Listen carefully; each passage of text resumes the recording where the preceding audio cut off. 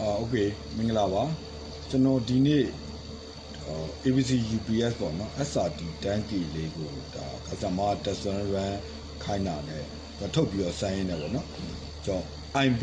ကိုဒီ SNMP က IB ကိုဒီ display pan တွေကနေပေးတာလေးတစ်ချက် video လေး file လေး video လေးရိုက်ပြမလို့ပေါ့နော်ပြီးသွားရင်ဒီ SNMP cat 3မှာကျွန်တော်ဒီ cat ကို reset ချတာလေးကိုအဲ့နှစ်ခုလေးကျွန်တော်လုပ်ပြမလို့ပေါ့နော် okay အဲ့တော့ဒါဆိုကျွန်တော်ဒါ test run ထားတာပေါ့နော်ဒီမှာ display pan တွေကတော့အဲ့တော့ကျွန်တော် escape နေပြီးတော့ main menu တွေက configuration တွေကိုသွားလိုက်မယ်ပြီးသွားပြီ configuration တွေက communication ကိုသွားလိုက်မယ်အဲ့မှာဆိုဒါဆို network ဆို default တော့သူက DHCP ပေါ့နော်ကျွန်တော်ကဒီ DHCP မလုပ်ဘဲနဲ့ manual နဲ့ပဲ IP ပေးလိုက်မယ်အဲ့တော့ဒါလေးပါပဲဗျ manual နဲ့ IP ပေးလိုက်ရင်ကျွန်တော်တော့ gateway တွေပါမထည့်တော့ဘူး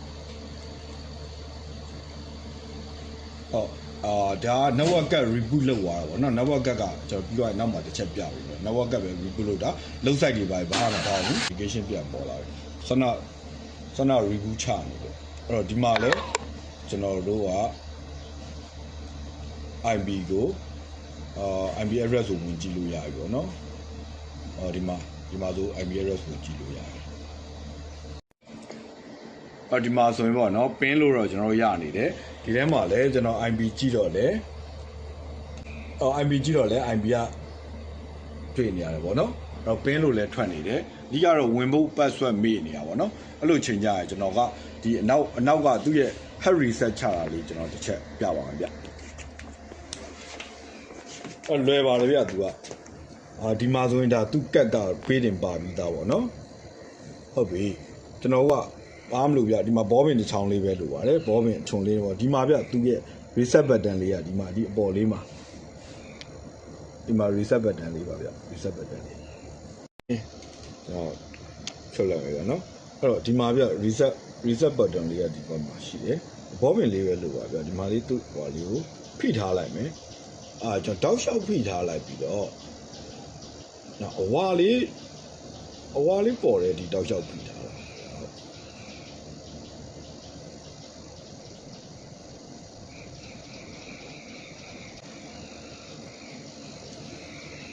အဲ့တော့ဒါ reset ကြသွားပြီအဲ့တော့ဒီမှာဆိုရင်လေရှေ့ပန်မှာဆိုရင်လေ IP လေးမရှိတော့တူပါလိမ့်မယ်အဲ့ဒီမှာ reboot ဖြစ်နေတယ်reboot ဖြစ်နေပြီပြီးတော့ပြန်တက်လာတဲ့အခါကျရင်ဒီမှာလည်းကျွန်တော်မရှိတော့ဘူး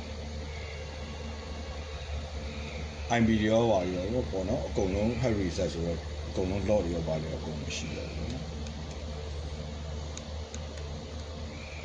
အဲ့တော့ဒီမှာဆိုရင်ဒါကသူ့ရဲ့ default setting တိုင်းပဲ DHCP မျိုးဖြစ်သွားပြီဒီမှာ IP တွေပါလည်းမရှိတော့ဘူးအဲ့တော့ကျွန်တော်က manual လေးပေးလိုက်မယ် manual လေးပြန်ပေးလိုက်မယ်เนาะပြီးပြရကျွန်တော်ပြန်ပြီးတော့ computer နဲ့ပြန်ကြည့်ပြီးတော့เนาะ